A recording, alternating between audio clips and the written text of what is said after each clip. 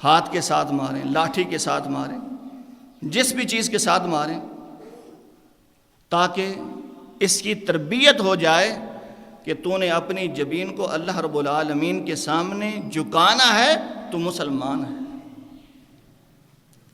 گھر میں قاری صاحب کو لگایا ہوا ہے، حافظ صاحب آتے ہیں اپنی ڈیوٹی نپٹانے کے لیے، 2-4 لفظ پڑھائے اور چلے گئے۔ باپ ایک ATM مشین بنا ہوا ہے، بیوی نے پیسے لیے اس سے، قاری صاحب کو پکڑا دیا۔ میرا بچہ پڑھ رہا ہے، کیا پڑھ رہا ہے؟ کبھی سنا ہے نورانی قاعدہ؟ سنا ہے کبھی پہلا پارہ؟ سنا ہے کبھی اس سے دعائیں سنی ہیں، نماز سنی ہے کہ میرا بیٹا مسلمانوں کے گھر پیدا ہوا ہے، اس کو نماز بھی آتی ہے کہ نہیں آتی؟ قاری صاحب کی ڈیوٹی لگائی ہوئی ہے، اس کو نماز بھی یاد کرانی، اور قاری صاحب نے اپنی ڈیوٹی یہ سمجھی ہوئی ہے کہ میں نے یہاں آنا ہے اور واپس چلے جانا ہے، میں نے مہینے کے بعد تنخواہ لینی۔ مسجدیں ویران ہو گئی۔ ایک وقت تھا ایک مسجد میں 2-2 3-3 100 بچے پڑھا کرتے تھے، وہ مسجد چھوٹی ہوتی یا بڑی ہوتی تھی، 2-2 3-3 100، اور آج چند بچے مسجد میں آتے ہیں، اور باقی جو بھی صاحب استطاعت ہے، اگر منتری اس کے پاس 2000 1500 2500 بچ جاتا ہے تو وہ قاری صاحب لگوا لیتے ہیں کہ قاری صاحب میرے گھر آئیں، نوکر بن کے آئیں، میرے بچوں کو سکھائیں۔ اور جب قاری صاحب نے قرآن کو ذلیل کیا نا، تو اللہ رب العالمین نے مسلمانوں کو اس طرح ہی ذلیل کیا۔ امام بخاری رحمہ اللہ کے پاس وقت کا بادشاہ تھا ہارون الرشید، اس نے کہا کہ آپ نے میرے بیٹے کو میرے گھر آ کے پڑھانا ہے اور منہ مانگا وظیفہ آپ کو دوں گا۔ اس نے کہا کہ جہاں پر یتیم بچہ بیٹھ کے میرے سامنے مسجد میں بیٹھ کے پڑھتا ہے، ادھر آپ کا بیٹا آ کے پڑھے گا، میں آپ کے گھر جانے کے لیے تیار نہیں ہوں۔ کہا منہ مانگا انعام دوں گا، جو چاہیں آپ کو دوں گا۔ کہا حضور آپ کی سلطنت نہیں چاہیے، مجھے قرآن کی محبت چاہیے، میں قرآن کو گلیوں میں لے کر کے آپ کے گھر جا کے ذلیل نہیں کرنا چاہتا۔ بادشاہ ہوگا تو ٹھیک ہے، مجھے پیسے روپے کی کوئی ضرورت نہیں ہے، آپ کا بچہ آئے گا تو مسجد میں آئے گا، جس طرح ایک یتیم مسکین کا بیٹا پڑھتا ہے، اسی طرح آپ کا بیٹا بھی میرے سامنے بیٹھ کے پڑھے۔ بہت ترلے کیے، منتیں کی، حتیٰ کہ قید و بند کیا، سزائیں بھی دیں، کہا یہ نہیں مجھ سے کام ہو سکتا۔ پھر وہ مجبور ہوا، اپنے بیٹے کو بھیجا، اور وہ قرآن مجید کی تعلیم حاصل کرنے لگا۔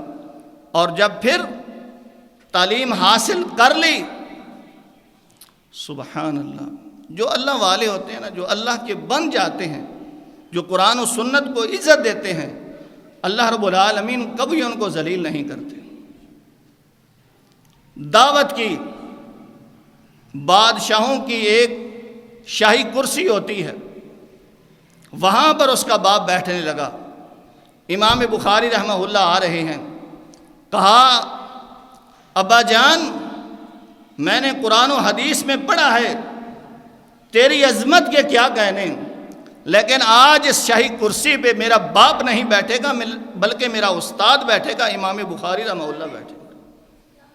ہارون رشید کی آنکھوں میں آنسو آ گئے۔ کہا میں تو ساری زندگی اپنی گوا دی کہ میں لوگوں کے جسموں پہ حکومت کرتا رہا، یہ وقت کا بادشاہ ہے جس نے لوگوں کے دلوں پہ حکومت کر لی، آج میرا بیٹا ہے مجھ کو شاہی کرسی پہ بیٹھنے نہیں دیتا، کیونکہ میرا استاد آیا ہے، یہ اس کا مستحق ہے۔ تو میرے بھائیوں، آج اپنے آپ کو سمجھیں، آج مسلمان کتنے ذلیل ہو چکے ہیں، کتنے بے بس ہیں، بے کس ہیں، اور کون سا ایسا ملک ہے جہاں پر مسلمانوں پہ تشدد ظلم نہیں کیا جاتا؟ اس کی وجہ کیا ہے؟ اس کی صرف اور صرف یہ وجہ ہے کہ ہم اللہ سے دور ہو گئے، ہم صرف نام کے مسلمان بن گئے۔ جب ہم اللہ والے تھے، اللہ کو یاد کرنے والے تھے، اللہ کو ایک ماننے والے تھے، نمازیں پڑھنے والے تھے، اللہ رب العالمین فرماتے ہیں کہ تم نے جہاد نہیں کرنا، میں نے آسمان سے فرشتے اتارنے ہیں، وہ تم کو غلبہ عطا کر کے دیں گے۔ کون سی ایسی جنگ ہے جس میں آسمان سے فرشتے نہ اترے ہوں؟ مسلمانوں کی تعداد 313 ہے، آگے سے 1000 کا لشکر ہے، اور پھر مشرکین مسلمانوں کو تانے دیتے نظر آتے ہیں کہ تم نے تو جنگ نہیں جیتی، آسمان سے فرشتے آئے تھے جنہوں نے ہم پہ حملہ کیا، ہم کو قتل کیا۔ میں دیکھ رہا ہوں، ایک مشرک کہتا ہے میں دیکھتا ہوں کہ میں نے 313 میں وہ مسلمان نہیں دیکھا جس نے میری باپ کی گردن کو اتارا ہے۔ میرے بھائیوں، آج بھی ہم اپنے بچوں کی تربیت کر لیں، اپنے آپ کی تربیت کر لیں، اپنے بہن بھائیوں کی تربیت کر لیں، اپنے ماں بیٹی کی تربیت کر لیں کہ وہ نمازی بن جائے۔ نبی علیہ الصلوۃ والسلام نے فرمایا بین العبد و بین الکفر ترک الصلاۃ، مومن کے درمیان اور کافر کے درمیان اگر کوئی فرق کرنے والا عمل ہے تو وہ صرف اور صرف نماز ہے۔ نماز کے ذریعے انسان مسلمان ہے، نماز پڑھتا ہے تو مسلمان ہے، اگر نماز نہیں پڑھتا تو وہ مسلمان نہیں ہے۔ بخاری کی حدیثیں ہیں اور ہم پڑھ پڑھ کے تھک گئے، سننے والے سن سن کے تھک گئے، لیکن پھر بھی نمازی نہیں بنے۔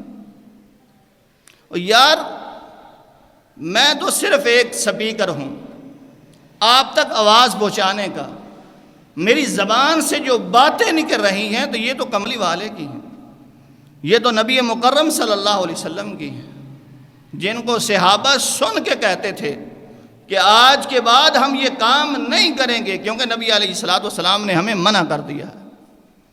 اور جو کرنے کا کام ہوتا تھا وہ کیا کہتے ہیں؟ حضرت عمر رضی اللہ تعالی عنہ، نبی علیہ الصلوۃ والسلام نے عصر کے بعد 2 رکعتیں ادا کی، اور پھر یہ سلسلہ تقریباً 7 طبقوں تک چلتا رہا۔ انہوں نے کہا کہ جب سے ہم نے نبی علیہ الصلوۃ والسلام سے یہ 2 رکعتیں سنی ہیں کہ عصر کے بعد پڑھتے تھے، اللہ کی قسم ہم نے آج تک ان 2 رکعتوں کو ضائع نہیں کیا۔ یہ فرض نہیں تھی، یہ نفلی تھی، بس نبی علیہ الصلوۃ والسلام کو دیکھا۔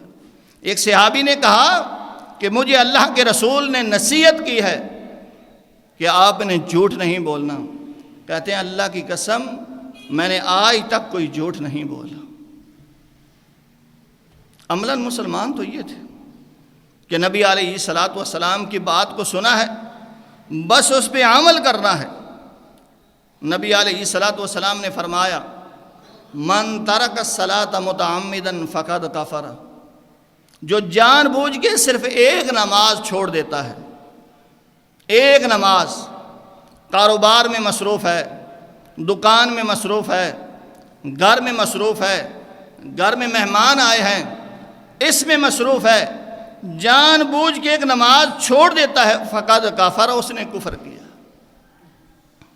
عبداللہ ابن ام مکتوم رضی اللہ تعالی عنہ نبی کے پاس آتے ہیں، کہتے ہیں اللہ کے رسول آنا ضریر البصر آنا اصلی فی الصلاۃ فی البیت، اللہ کے رسول آپ دیکھ رہے ہیں، میں تو آپ کو نہیں دیکھ رہا، میری آنکھیں نہیں ہیں،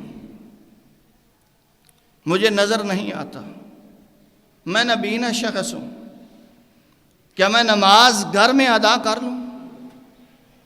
تو نبی علیہ الصلوۃ والسلام نے فرمایا اتسمع اذان، کیا تو اذان کو سنتا ہے؟ کہا اللہ کے رسول میں آپ کا شاگرد ہوں، جھوٹ تو آپ نے بولنا سکھایا ہی نہیں، اللہ کے رسول اذان کو تو سنتا ہوں۔ نبی علیہ الصلوۃ والسلام نے فرمایا فاجب، پھر مسجد میں آنا ضروری ہے۔ حضرت عبداللہ بن ام مکتوم رضی اللہ تعالیٰ عنہ چلے جاتے ہیں، پھر دوبارہ آتے ہیں، اللہ کے رسول مجھ کو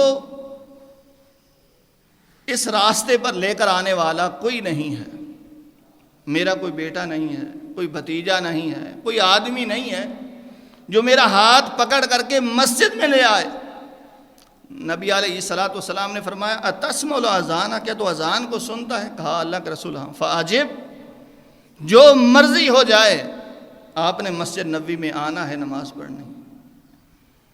عبداللہ بن ام مکتوم کہتے ہیں اللہ کے رسول آپ جانتے ہیں کہ یہ راستہ کتنا خطرناک ہے، موذی چیزیں یہاں رہتی ہیں، سانپ رہتے ہیں اور بچھو یہاں رہتے ہیں، موذی چیزوں کا گھر ہے ان راستوں پر، اللہ کے رسول مجھے اجازت دیجیے میں گھر ہی ادا کر لوں گا۔ تو نبی علیہ السلام نے پھر کہا تسمع الاذان، کیا تو اذان کو سنتا ہے؟ کہا اللہ کے رسول سنتا ہوں۔ کہا پھر آنا ہے، اگر کوئی قید کوئی رہنمائی کرنے والا کوئی بھی نہیں ہے پھر بھی آنا ہے، راستہ جتنا مرضی خطرناک ہے پھر بھی آنا ہے، نظر کچھ بھی نہیں آتا پھر بھی آنا ہے۔ آج ہماری نظریں بھی صحیح ہیں، راستے بھی پرامن بن چکے ہیں اور کوئی موذی چیز بھی نہیں ہے، انسان بالکل تندرست ہے، کسی قسم کی بیماری نہیں ہے، لیکن اس کے باوجود بھی مسجد میں نہیں آتا۔ اور وہ رحمت للعالمین تو یہ کہہ رہے ہیں، حضرت ابو ہریرہ رضی اللہ تعالیٰ عنہ حدیث ہے، نبی علیہ السلام نے فرمایا کہ میرا دل کرتا ہے کہ اپنے مصلی پہ کسی صحابی کو کھڑا کروں اور میں جاؤں ان کے گھروں میں جو گھر میں نماز ادا کر لیتے ہیں، باجماعت نماز ادا نہیں کرتے، میں ان کے گھروں کو جلا کے راکھ کر دوں اگر مجھے بچوں اور عورتوں کا خطرہ نہ ہو۔ جو باجماعت نماز نہیں ادا کرتا، نبی علیہ السلام کہتے ہیں میرا دل کرتا ہے میں ان کے گھروں کو جلا دوں، اور جو بالکل سرے سے پڑھتے ہی نہیں ہیں ان کا کیا حال ہوگا؟ میرے بھائیوں، آج وقت ہے، آج اللہ رب العالمین نے ہمیں وقت دیا ہے، آج ہم توبہ کر لیں، اللہ سے معافی مانگ لیں اور پکے سچے نمازی بن جائیں، صرف خود نہیں بلکہ اپنے بیٹوں کو بھی، اپنے بھائیوں کو بھی، جتنے خاندان کے لوگ ہیں سب کو نصیحت کریں، سب کو تنبیہ کریں کہ یار نماز پڑھیں، نماز فرض ہے۔ اور نبی علیہ السلام نے تو فرمایا اگر انسان تندرست نہیں ہے، کوئی مسئلہ ہے تو وہ کھڑے ہو کے نہیں پڑھ سکتا تو بیٹھ کے پڑھ لے، اگر بیٹھ کے نہیں پڑھ سکتا تو لیٹ کے پڑھ لے، لیکن لیٹ کر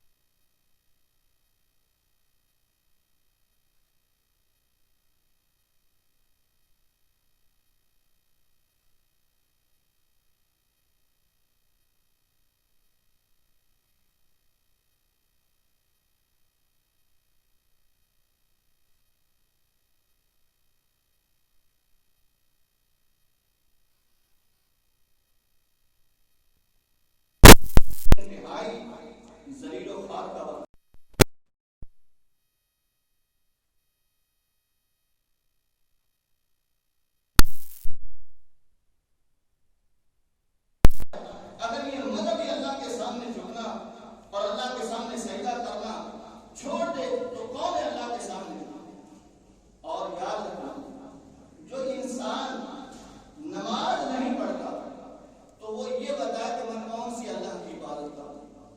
اللہ رب العالمین نے فرمایا وما خلقت الجن والانس الا ليعبدون، میں نے جن اور انسانوں کو اس لیے بنایا ہے، اس لیے پیدا کیا ہے کہ میری عبادت کریں۔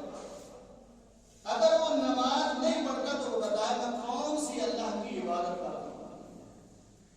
صرف نماز ایک ایسا رکن ہے جس میں انسان اپنی زمین کو جھکاتا ہے، کبھی رکوع کی حالت میں، کبھی سجدے کی حالت میں، یہ وقت نماز ہی تو ہے۔ اگر